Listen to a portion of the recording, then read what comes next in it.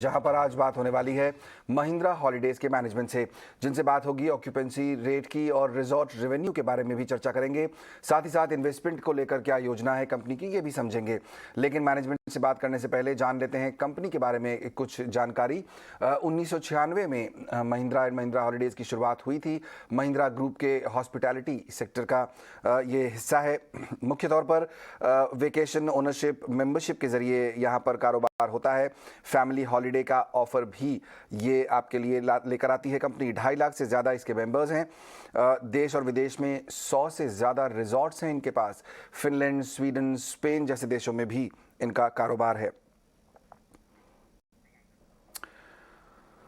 हमारे साथ अब जुड़ रहे हैं महिंद्रा एंड महिंद्रा हॉलीडेज के एमडी और सीईओ कविंदर सिंह जी। कविंदर जी, बहुत बहुत स्वागत आपका ईटी नाउ स्वदेश पर।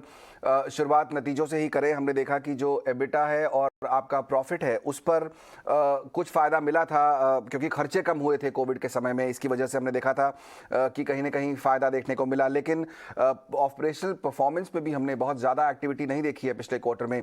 क्या वजह रही इसके पीछे, और आने वाले क्वार्टर्स के लिए किस तरह का आउटलुक है आपका? तो अगर हम देखें इस क्वार्टर में हमारी ऑक्यूपेंसी बढ़ के 79% तक पहुंची। 73 से 79% पहुंची। 500 कमरे हमने ऐड किए थे और हमारी जो ऑक्यूपाइड रूम नाइट्स है वो भी 27% से बढ़ी। और अगर आप रिजॉर्ट रेवेन्यू देखें तो वो 34% के करीब बढ़ा। और अगर हम वन ऑफ्स को हटा दें, क्योंकि ये भी एक मानने की बात है कि पिछले साल क्योंकि पैंडेमिक चल रहा था तो कुछ चीजें ऐसी थी जो हम लोगों को बेनिफिट में मिली, जैसे कि लीज रेंट वेवर्स मिले हमको, एक कोई interest on income tax refund आया। तो अगर मैं उन सब चीजों को हटा दूं तो हमारी इनकम ग्रोथ, जो टोटल इनकम ग्रोथ है, जो वो 19% तक पहुंच जाती है। और अगर मैं मार्जिन की तरफ देखूं तो बेस्ट तरीका यही होगा कि हम मार्जिन को कंपेयर करें। हमारे 28% के करीब एबिटा मार्जिन है और जो कि बेस्ट इन इंडस्ट्री मानते हैं हम। 14% पीबीटी मार्जिन है। और अगर मैं ये मार्जिन को कंपेयर करूं प्री पैंडेमिक लेवल से, तो मेरा करीब करीब 500 बिप्स प्री पैंडेमिक के लेवल से ईबिटा मार्जिन बढ़ा है और पीबीटी मार्जिन और ज्यादा पीएटी मार्जिन इस समय 280 बिप्स से बढ़ा है।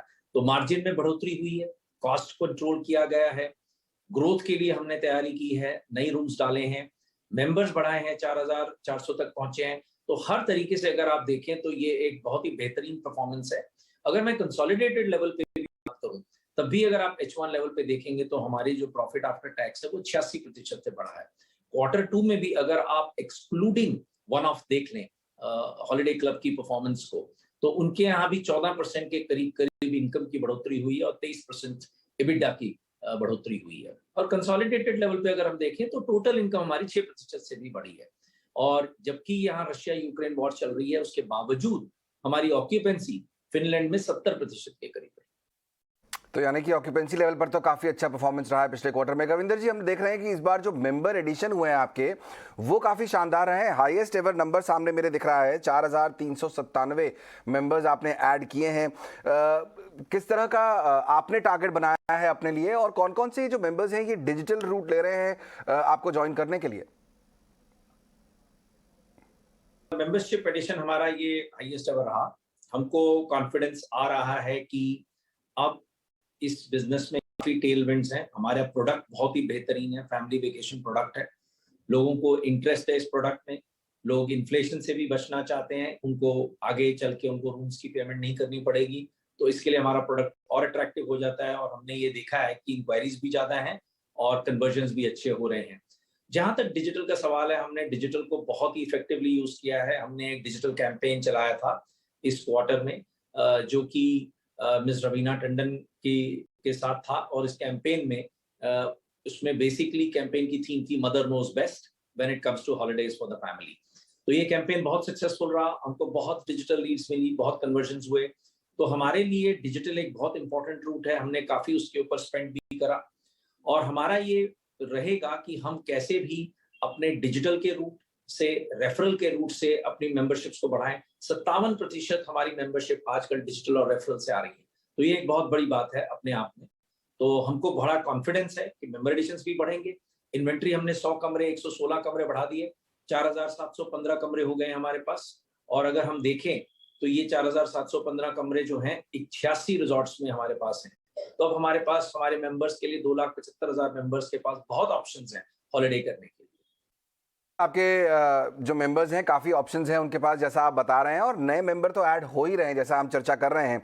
तो अब सवाल ये बनता है कविंदर जी कि आगे यहाँ से क्या, आप जो खबरें हमारे पास हैं, जानकारी हमारे पास है, उसके मुताबिक आप अपनी इन्वेंट्री बढ़ाना चाहते हैं, कुछ और यहाँ पर आप प्रॉपर्टीज़ को एक्वायर करना चाहते हैं। अगर आप ये शेयर कर सकें कि किससे चर्चा आपकी हो रही है, कब तक ये चर्चाएँ पूरी हो जाएंगी, कब तक और एडिशन हो जाएगा आपकी नई प्रॉपर्टीज़ में?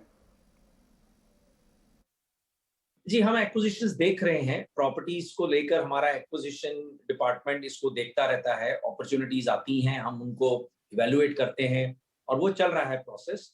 और कुछ अपॉर्चुनिटीज टेबल पे हैं और मेन चीज ये है कि हमको बिल्ड भी करना है, एक्वायर भी करना है, लीज भी करना है और हमको इन्वेंट्री बढ़ाते रहना है। 1200 से 1500 करोड़ का निवेश करेंगे हम, कि जिससे कि हमारी इन्वेंट्री करीब-करीब 4,700 से अभी जो इस समय है 5,500 क्रॉस कर जाए अगले 1 डेढ़ साल।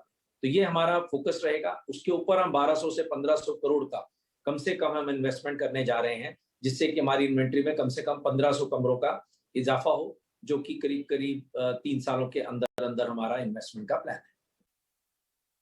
सवाल और पूछूंगा कविंदर जी, रिजॉर्ट रेवेन्यू उसमें भी हमने ग्रोथ आते देखी है। ईयर ऑन ईयर अगर हम देखें तो करीब 34% की ग्रोथ है। आप देख रहे हैं कि आपको लगता है कि ऑक्यूपेंसीज ऐसी धीरे धीरे और बढ़ती रहेंगी, रूम की इन्वेंट्री जो है वो धीरे धीरे आप कह ही रहे हैं कि आप बढ़ाने वाले हैं, इससे आपके रेवेन्यूज को भी फायदा हो सकता है? हाँ, तो जहां तक रिजॉर्ट रेवेन्यू का सवाल है, रिजॉर्ट रेवेन्यू जैसा मैं सोचता हूँ 3 चीजों पे डिपेंड करता है कि एक तो आपने एग्जिस्टिंग रिजॉर्ट्स में आपकी ऑक्यूपेंसी कितनी बढ़ी। अगर हम ऑक्यूपेंसी बढ़ाते हैं तो हमारी रिजॉर्ट रेवेन्यू बढ़ता है। दूसरे, अगर हमने नए रिजॉर्ट्स ऐड किए तो उससे भी हमको फायदा होता है, उसका भी हमको फायदा होता है रिजॉर्ट इनकम में। तीसरा, क्या मेंबर्स अपने रिजॉर्ट्स के कमरों पे, मतलब जो भी मेंबर हैं पर ऑक्यूपाइड रूम, क्या उनका स्पेंड बढ़ रहा है कि नहीं बढ़ रहा है। तो अगर हम ये 3 चीजों को देखें तो ये लगता है कि हमारा जो ट्रेजेक्टरी है वो बहुत ही पॉजिटिव है। आपने ऑलरेडी देखा 34% के करीब बढ़ी और हमको अक्टूबर, नवंबर, दिसंबर आगे में भी काफी अच्छी बुकिंग्स दिख रही हैं। अक्टूबर में हमारी 82.5% के करीब ऑक्यूपेंसी रही, जबकि हमने 500 कमरे ऐड किए पिछले 1 साल में। तो इन सब चीजों को अगर हम देखें तो हम लोग को लगता है कि रिजॉर्ट इनकम आगे भी चल के बढ़ेगी काफी अच्छी तरीके से। चलिए, बहुत अच्छी बात है। हम भी उम्मीद करेंगे कि रिजॉर्ट इनकम आपकी ऐसे ही आगे बढ़ती रहे और कारोबार भी अच्छा करता रहे। बहुत बहुत शुक्रिया कविंदर जी, समय निकालकर आज हमारे साथ इस चर्चा में शामिल होने के लिए। चलिए आगे बढ़ते हैं और अब ये समझते हैं कि इस स्टॉक में आपको क्या करना चाहिए। महिंद्रा हॉलीडेज हमारे सामने आज करीब फ्लैट दिखाई दे रहा है, बिल्कुल 276 रुपए के आसपास। रवि सिंह मेरे खास मेहमान जुड़ गए हैं मेरे साथ। रवि, बहुत बहुत स्वागत आपका। क्या कॉल है इस समय महिंद्रा हॉलीडेज पर आपका?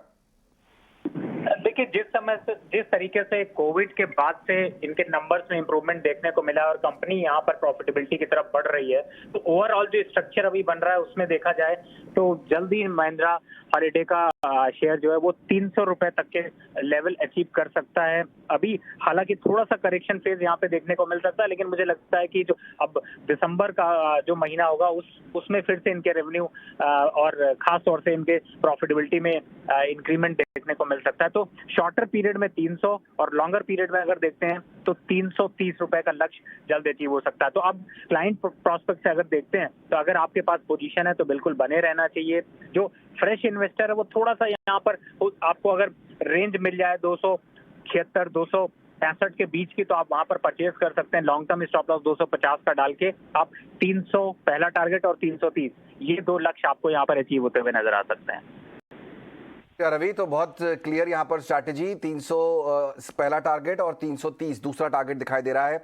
अगर स्टॉक है आपके पास तो आप होल्ड कर सकते हैं। अगर आप नई एंट्री करना चाहते हैं तो आपको थोड़ा इंतजार करना चाहिए। 265 के आसपास अगर ये स्टॉक मिलता है तो उस लेवल पर ये एक अच्छा खरीद हो सकती है।